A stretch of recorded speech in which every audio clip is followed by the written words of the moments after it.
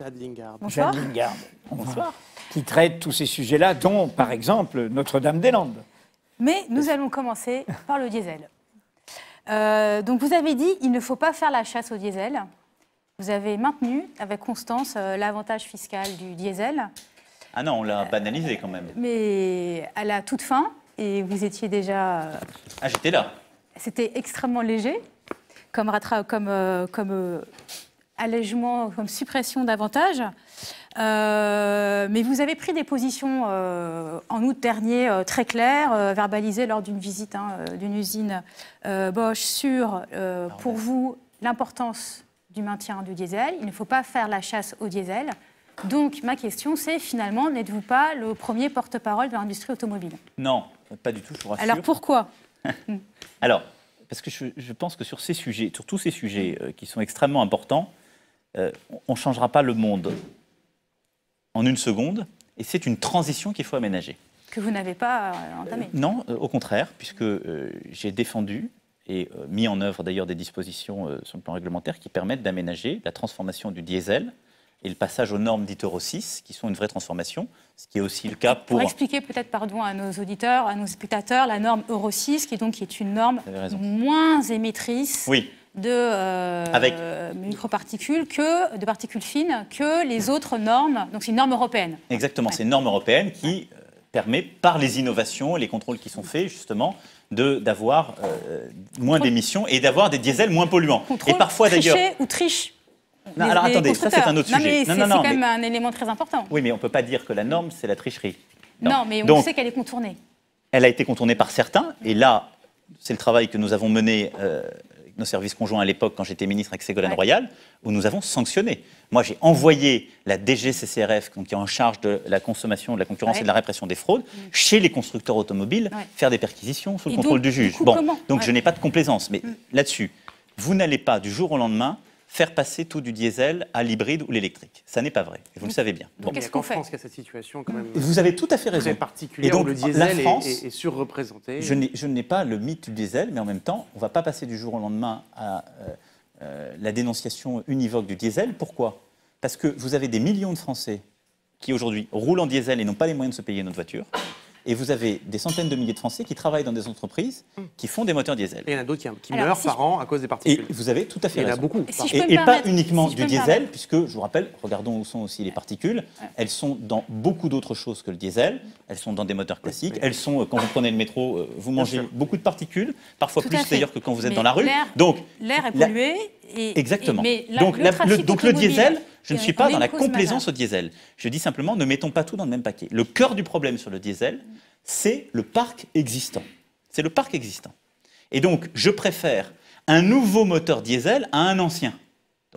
Donc quand je vais dans l'usine Bosch qui produit des moteurs diesel nouvelle génération sous norme Euro 6, je leur dis, vous n'êtes pas tous bons à massacrer et on ne va pas tous vous licencier demain parce que vous faites un métier ignoble pour la République et la santé de nos concitoyens. C'est faux. La question responsable, c'est de savoir comment on convertit, parce que l'État a sa responsabilité depuis des décennies, nous avons biberonné l'industrie diesel. Vous avez tout à fait raison.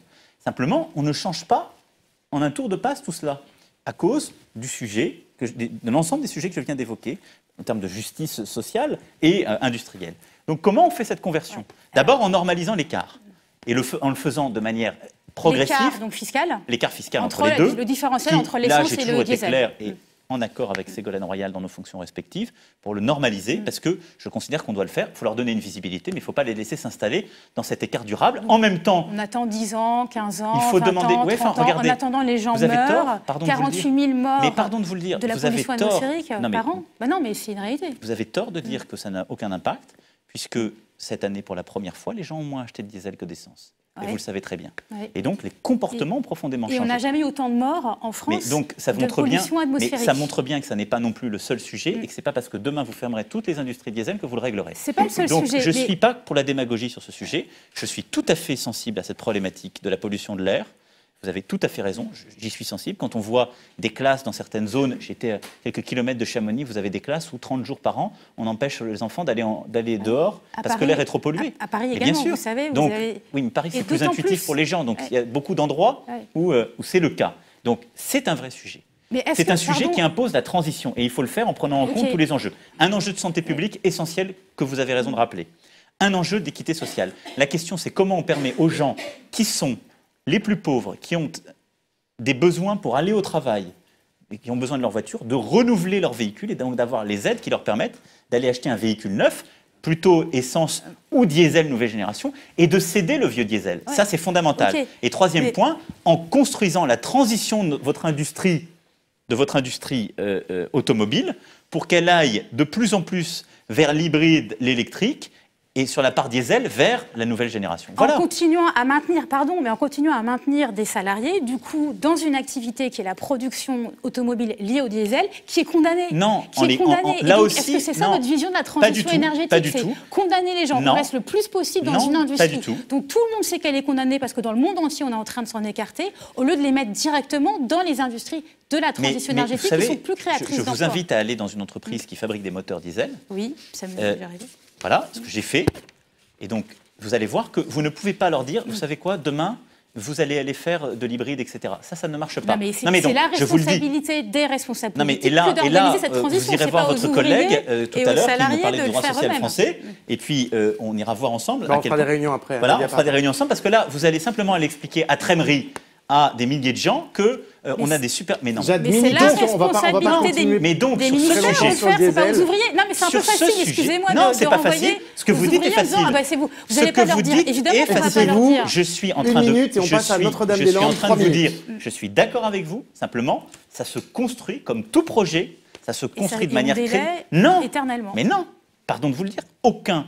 J'ai participé à un gouvernement, aucun n'avait autant fait converger ces deux fiscalités. C'est-à-dire qu'il n'y avait rien. Donc il y avait, mais d'accord, mais donc les décisions étaient prises. Je les ai aussi portées vis-à-vis de l'industrie automobile. Ouais. J'ai porté en tant que ministre les contrôles sur l'industrie automobile. Vous m'avez entendu d'ailleurs le défendre contre toutes celles qui fraudaient sur ce sujet. Donc je n'ai eu aucune complaisance. J'ai envoyé en perquisition des services de l'État contre celles et ceux qui mentaient à nos concitoyens et aux services de l'État. Non mais donc ensuite, moi-même, en tant que ministre, qu'est-ce que j'ai demandé? Qu'on fasse cette transition. C'est pas de fermer demain les usines qui font ça. Et donc, je ne suis pas dans la facilité, c'est d'installer les usines et les forces productives en France pour pouvoir produire de l'hybride, de l'électrique ou de l'essence. Ce qu'on a commencé. Tout en maintenant le diesel. Mais ce qu'on a commencé. Non, mais pour dire aux gens qui sont dans le diesel, dans les dernières normes, on ne va pas vous massacrer tout de suite. Mais bon sang, comprenez aussi. Les gens, mais non, mais comprenez aussi l'état de stress social dans lequel vivent des milliers de gens quand ils travaillent là-dedans et que vous leur dites du jour au lendemain, c'est pas possible. Là aussi, il faut être cohérent. Mais la transition énergétique, c'est pas du jour au lendemain, c'est à long terme. Je crois précisément, vous avez employé le bon terme. Je crois à la transition énergétique et industrielle. Je l'ai portée. Mais dans le mot transition énergétique, il y a le mot transition. Et la transition, ce n'est pas le changement du jour au lendemain. C'est le changement responsable, transparent, où on prend en compte tous les objectifs de politique publique. La santé publique, les inégalités, la situation sociale. Et donc, je me suis efforcé de les prendre en compte de manière crédible et de les porter. Sujet de transition énergétique, mais alors du coup, extrêmement concret, puisque c'est maintenant. On a 3 minutes. Vous dites qu'il faut faire place à la concertation, et à un moment, il faut quand même décider. Donc, vous n'avez pas vraiment pris position sur l'aéroport Notre-Dame-des-Landes. Faut-il construire ou non cet aéroport? Là, je suis tout à fait conscient des sujets qui sont sur ce dossier. La protection des zones humides, les sujets environnementaux, agraires qui ont été soulevés. Maintenant, je renvoie à la discussion qu'on avait avec Edoui Plenel tout à l'heure. Je suis pour le débat jusqu'au bout. Il y a eu un débat, il y a eu un référendum local. Non, c'était une consultation. Il a tranché. Mais il a tranché. C'est une consultation. Mais donc il a tranché.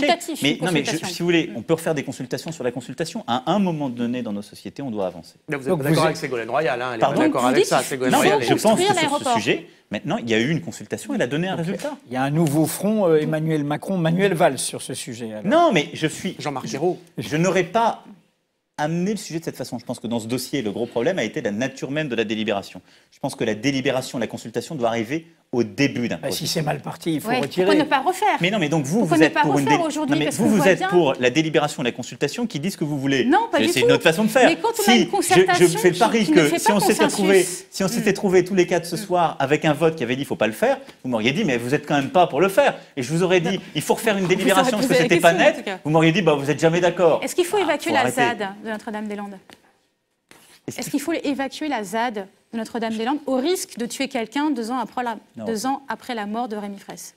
Je pense qu'il ne faut jamais faire les choses au risque de tuer quelqu'un. Jamais. Et je pense que d'ailleurs, nos forces de l'ordre ne le font jamais. en ayant ça présent à l'esprit.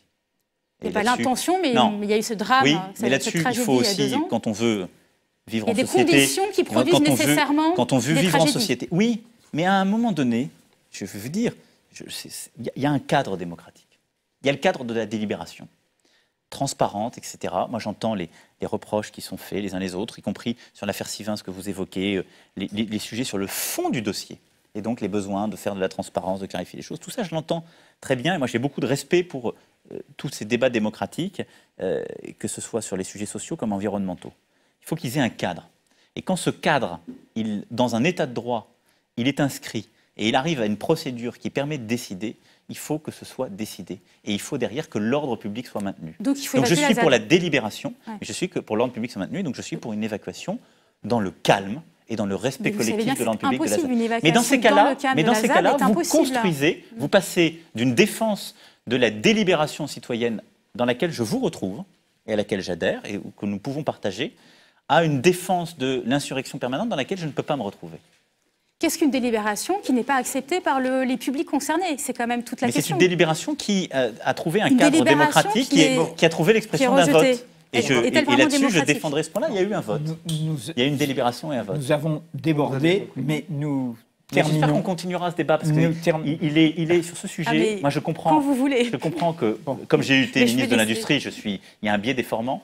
Mais moi, je crois profondément à l'importance des débats, que ce soit le débat de santé publique que vous avez mené, que ce soit les débats sur le réchauffement ou la biodiversité. Mais je ne le vois pas comme une case qu'il faut cocher. Enfin, en tout cas, moi, je n'ai jamais pris comme ça pour ce qui me concerne.